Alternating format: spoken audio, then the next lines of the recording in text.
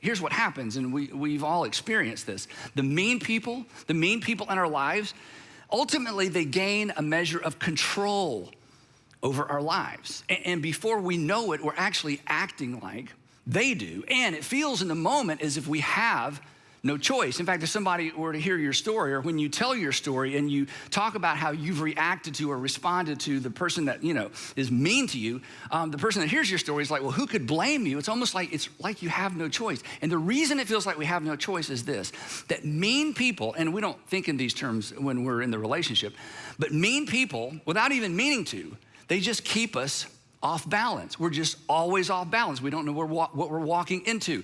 We don't know how to respond. They kind of lean left and we kind of lean right, because when we're off balance, what happens?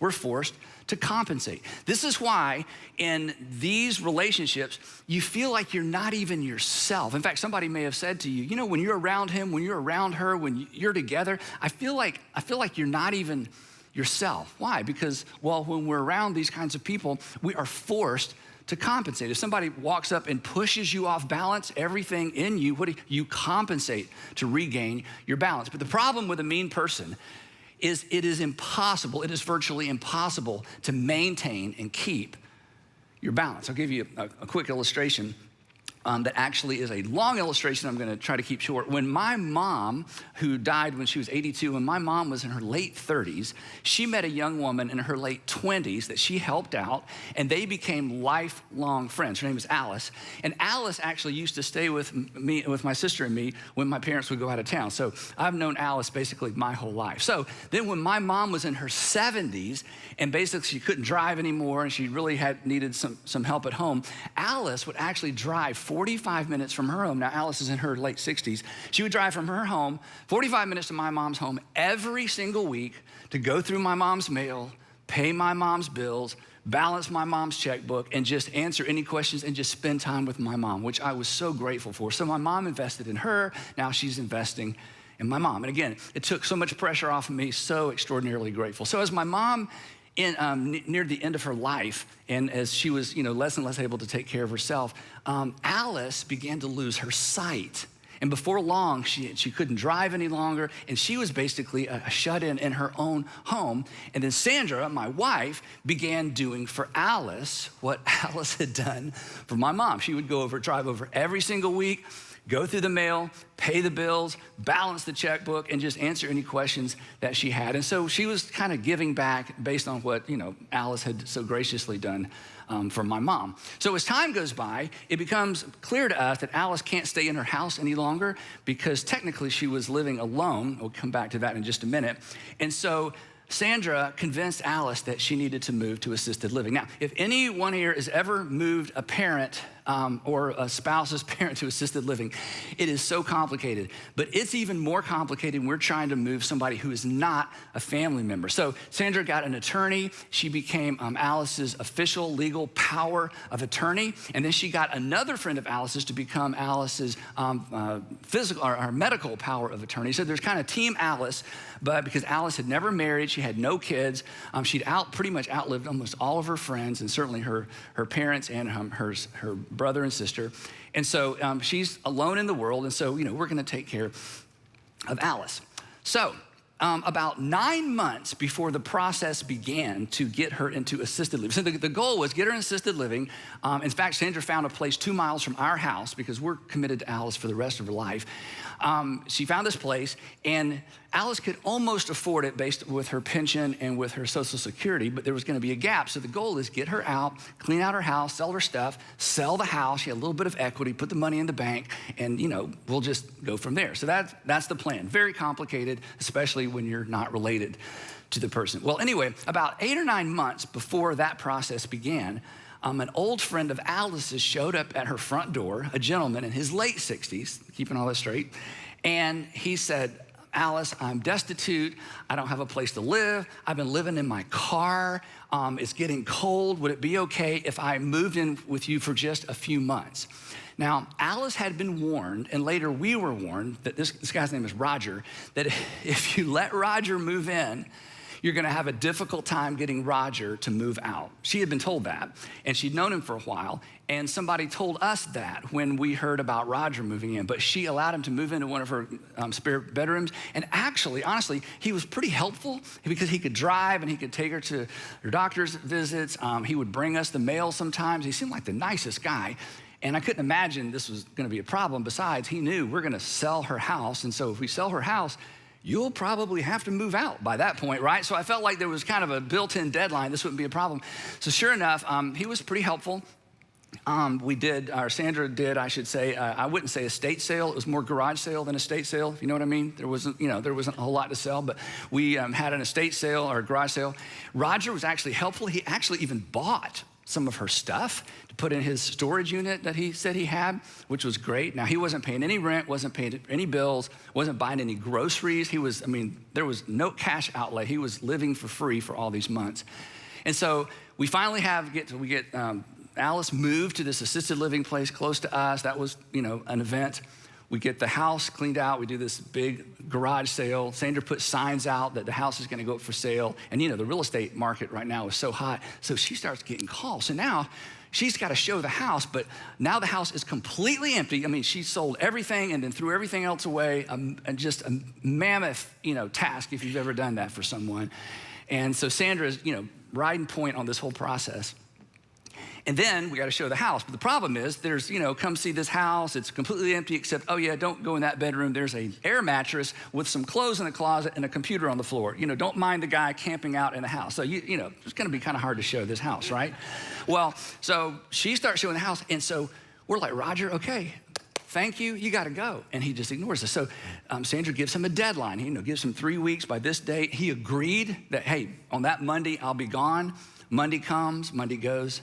He's still there. And it becomes apparent he's not moving out. In fact, because Alice isn't living in the house right now, Sandra shut off all the unnecessary utilities, including the television service, and she gets a bill from the television provider. She calls and says, no, I canceled that. And the person on the other end of the line said, well, somebody called and had it turned back on.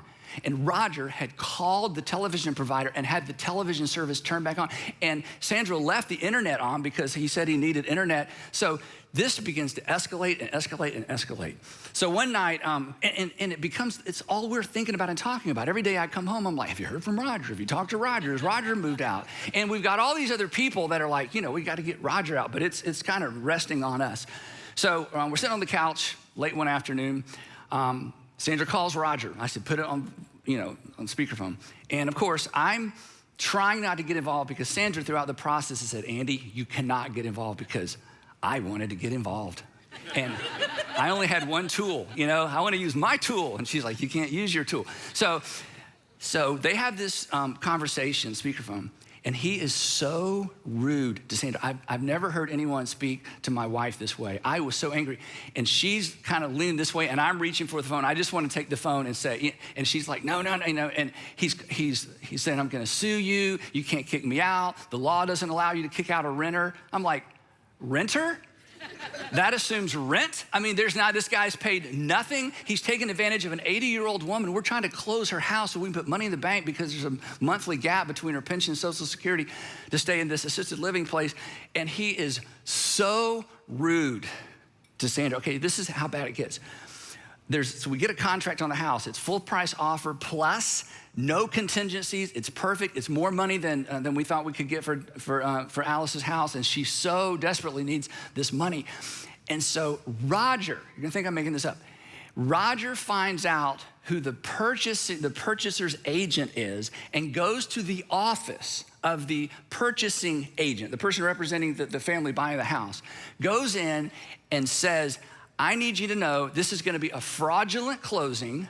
Yes, the woman who claims to have power of attorney over this old person has manipulated the old person to get power of attorney, and she has no legal right to do this, and I'm not moving out, and you need to be careful. And it's gonna ruin this closing that Sandra has worked so hard to get us to the finish line. We're almost there. So of course, the purchasing agent calls the seller's agent, Alice's agent, and all of a sudden we're about to lose this whole deal. Now, How do you think we responded to all this? I mean, what's our response? Well, you can imagine, because you can imagine your response. You know what we did? And this is kind of embarrassing, and I'm not even gonna give you the details, it's so embarrassing. We sat around day after day, night after night, coming up with the most devious, manipulative ways you can imagine to get Roger out of the house. I'm telling you, there were times we just listened to each other and think, who are we? Who have we become? We had a pesticide option I won't even go into, no lie. Then I said, you know what? I know some kind of other crazy people. We should just invite some other people to live in the house, live in Alice's house with Roger until he finally gets fed up and moves. There was the turn off the electricity and the water option, which we could have done because, you know, Alice is paying bills for, I mean, there are others I won't even go into. But we realized what was happening. We're starting to become like Roger. We're becoming like him. We don't even like him. It was all we talked about, to the point, honestly. It was as if Roger had moved in with us, because it so focused our attention every single day. How do we get Roger out of the house before this closing? We couldn't even believe somebody would give us a contract, give Alice a contract on the house, because they'd never seen the house empty because there's a guy camping out in one of the bedrooms. Now, in part 2, I'm gonna come back and tell you how that story resolved. So, yeah, I know, okay, sorry to do that. But the point is simply this, and you know this. It is so difficult to be good to people who just aren't good, right? No matter what kind of faith you have, in the moment, it is so difficult to be kind to people who just, it seems like in their heart, they're just unkind or sensitive to people who are insensitive. The golden rule, it just doesn't seem to apply. You know the golden rule, do unto others as you would have others, what is it? Do unto you. And this is great until somebody mistreats you. And it's great until somebody mistreats me or mistreats somebody that I love. And for me, in this particular story, it's a double-edged sword, because I loved Alice and I wanted us to help Alice, but I was watching my wife be mistreated at the same time, and I'm supposed to do unto Roger as I would have Roger do unto me. And suddenly the golden rule is out the window. Now it's the iron rule. I just made this up, but you understand the iron rule. It's do unto others as they have done unto you, right? And this doesn't only feel natural. It doesn't only just feel natural to treat people the way they've treated us. In the moment, it just seems right. It just seems fair. And in fact, if I were to go into detail about some of these crazy ideas we had to get Roger out of the house, after hearing just the part of the story I've told you, you would be like, well, yeah. I mean, why wouldn't you do all that? It just seems right. It seems fair. It seems just. It seems even.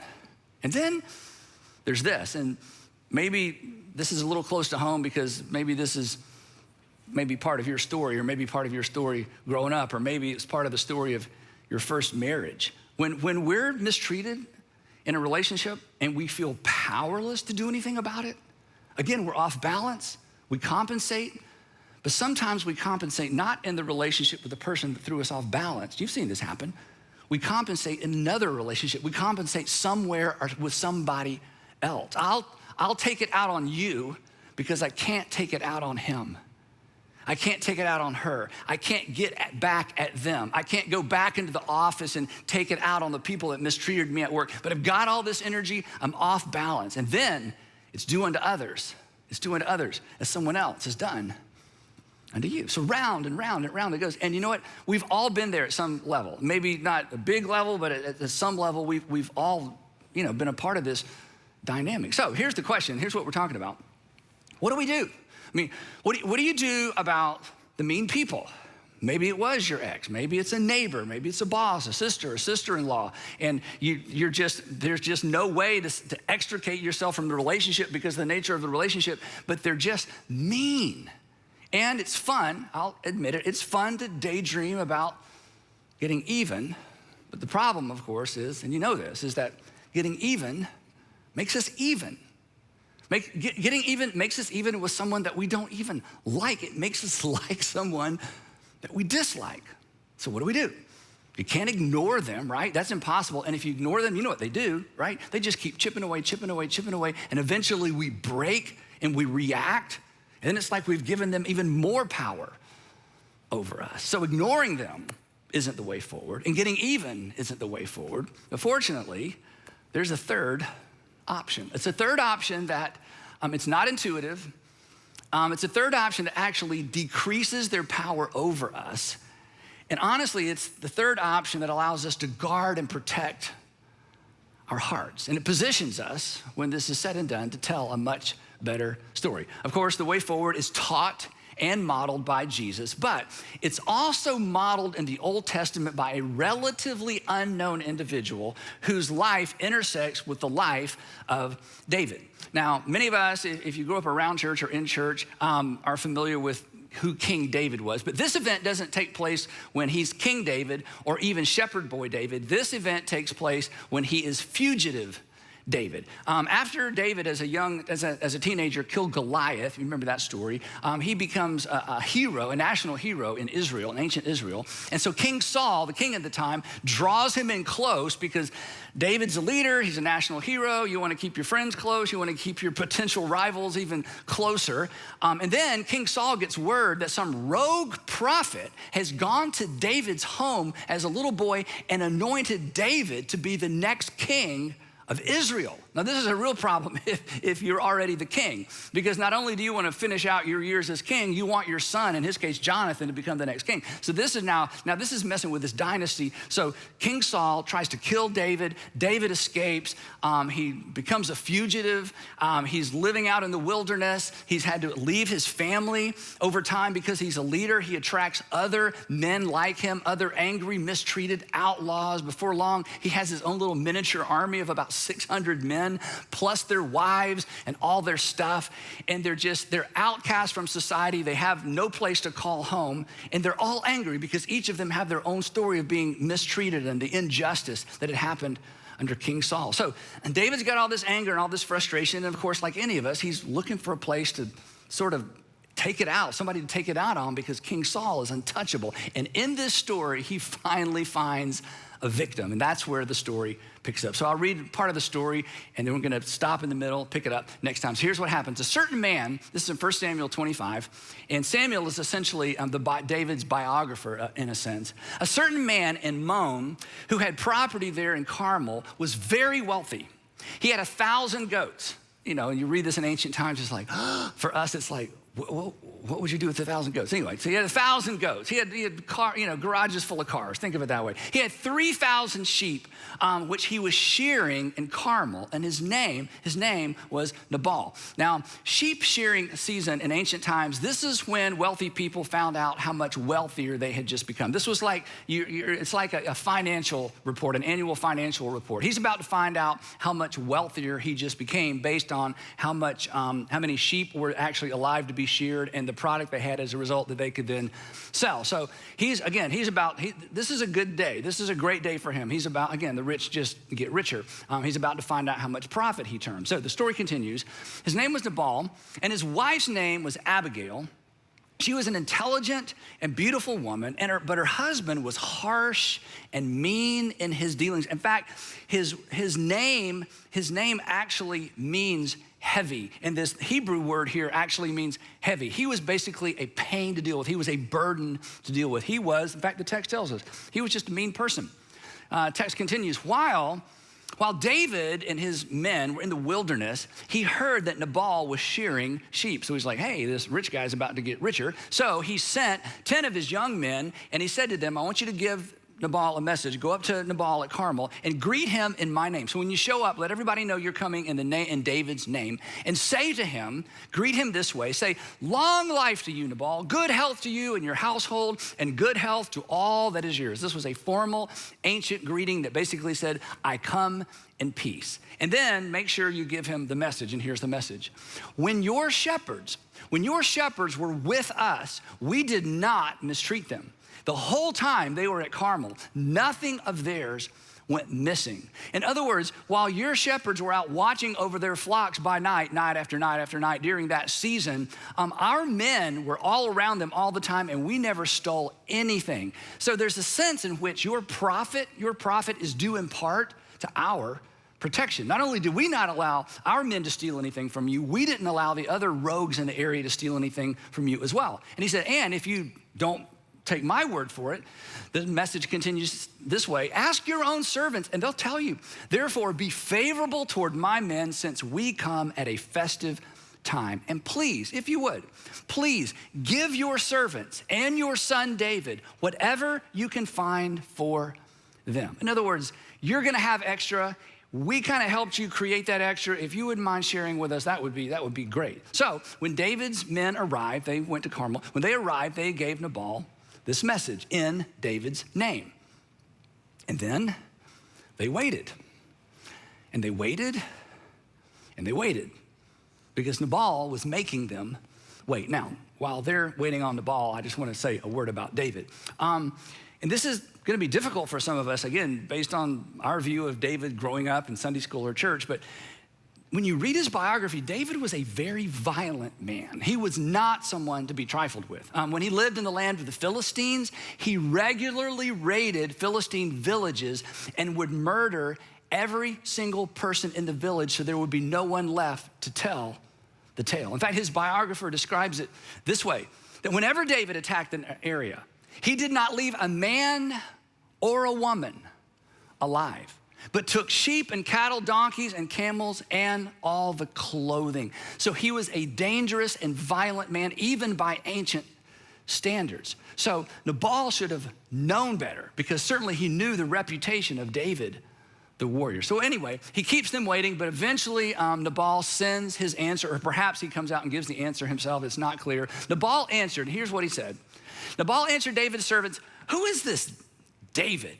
You come in David's name, who is David? Who is this son of Jesse? So he knew who David was, but he's like, you know what?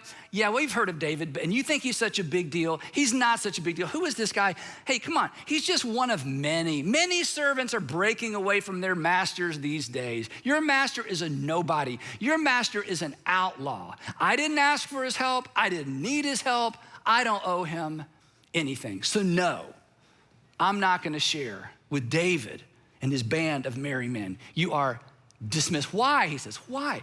Why should I take my bread and water and the meat I have slaughtered from my shearers and give it to men coming from, where did you come from again? So no, you're dismissed. So David's men turned around and they went back, and when they arrived, they repeated every word. And then David said to his men, "Oh, well, it was worth a try." No, David actually said to his men, "Each of you strap on your sword." So they did.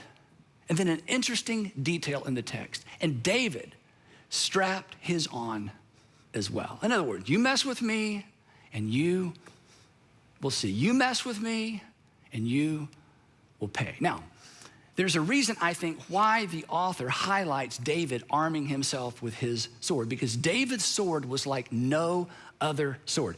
David's sword was actually a reminder that he did not need to return evil for evil. David's sword was actually a reminder that he did not need to take matters into his own hands. In fact, I'm just curious, do you know where David got his sword? Anybody? Goliath, that's right. He got a sword from Goliath. So Goliath's sword is a visual aid of God's promise of protection and provision to David.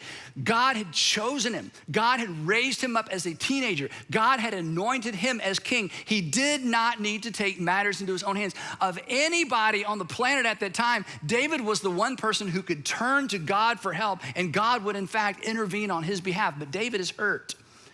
David's angry. And he can't see any of that.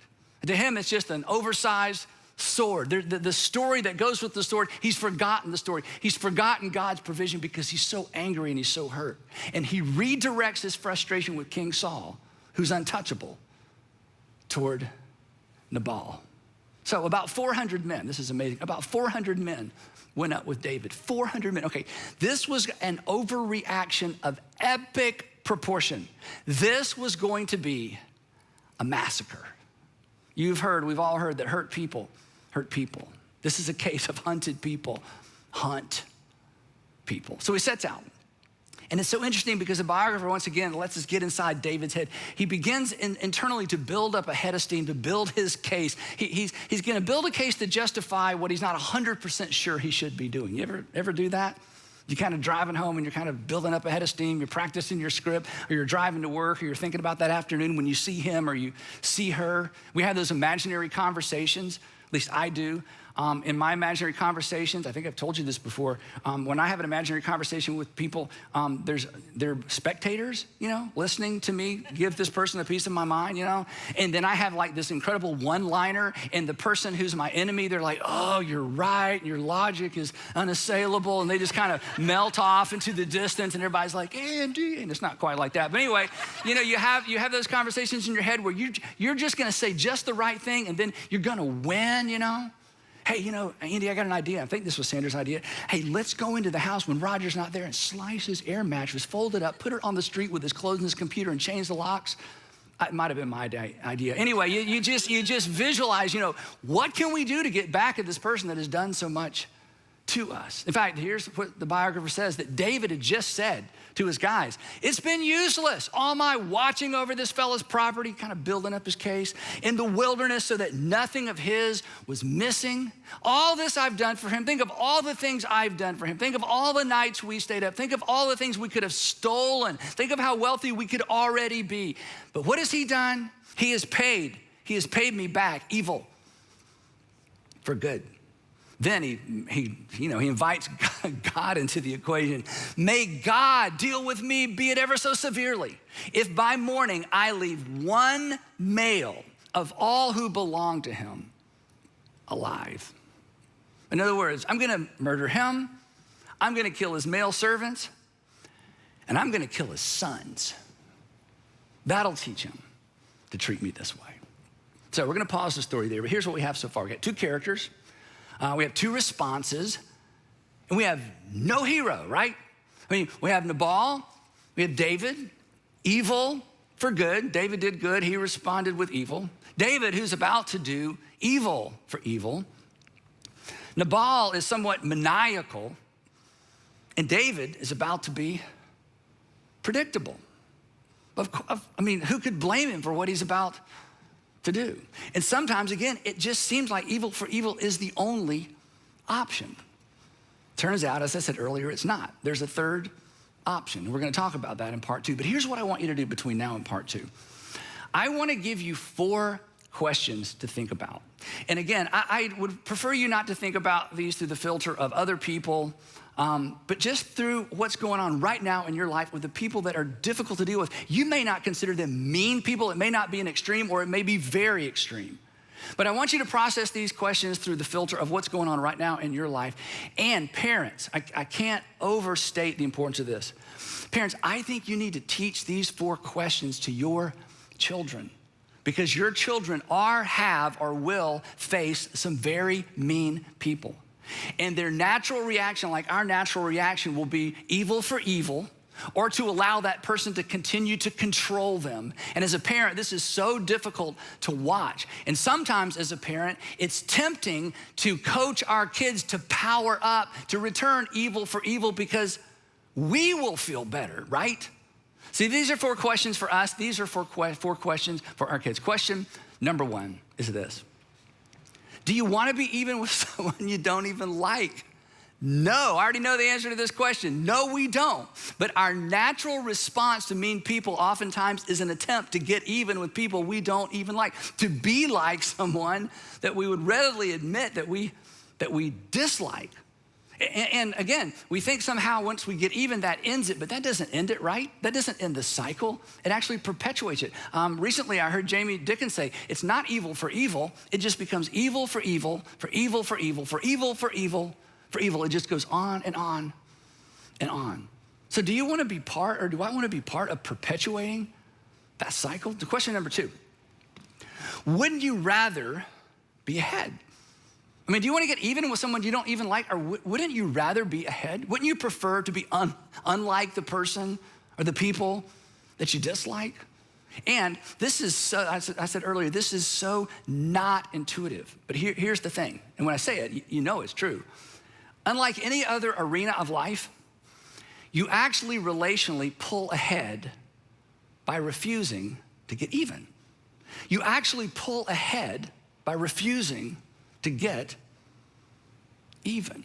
And that leads to a third question that we ask a lot around here within several different contexts. It's simply this: In fact, this is third question. Don't miss next time, because this third question is a question that the character that we will introduce next time actually baits David into asking about his own future.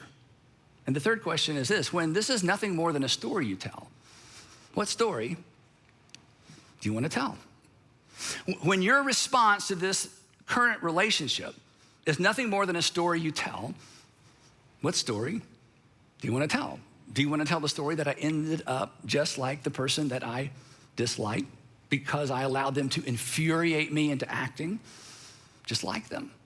It's not a good story. It's not the story that any of us want to tell. And then the fourth question is the on-ramp to the solution. The fourth question is the on-ramp to pulling ahead. And the fourth question sets us up and puts us in this uncomfortable space that we know we probably should step into. And if you're a Jesus follower, if you're a Christian, you know with certainty you've been called to step into. But it's so uncomfortable. The fourth question is this: what would it look like? And you don't have to commit to this. You just have to have an internal conversation. What would it look like to return good for evil? Not just refuse to react or to react in like kind, but to be kind. Not just refuse to be bad, but to take seriously the words of Jesus, because he was so direct about this. I mean, this, a lot of things Jesus said we have a hard time figuring out.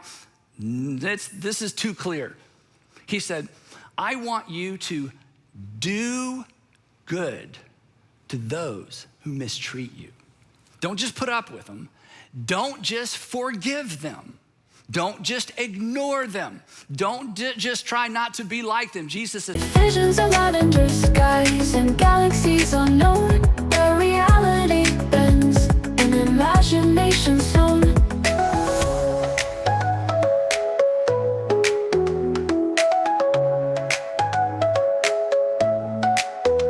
Lavender sky, open but wide, pull me into your hazy tide, where gravity sleeps and we're free to fly, lost in a dream beneath the lavender sky.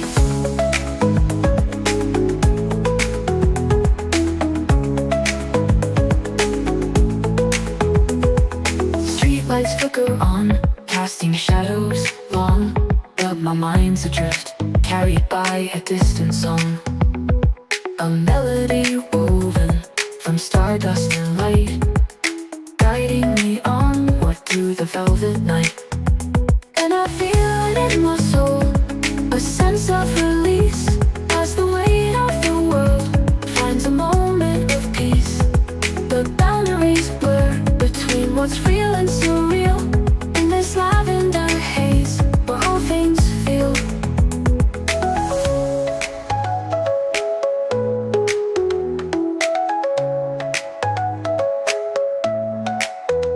Lavender sky, open and wide, pull me into your hazy tide, where gravity sleeps and we're free to fly, lost in a dream beneath the lavender sky.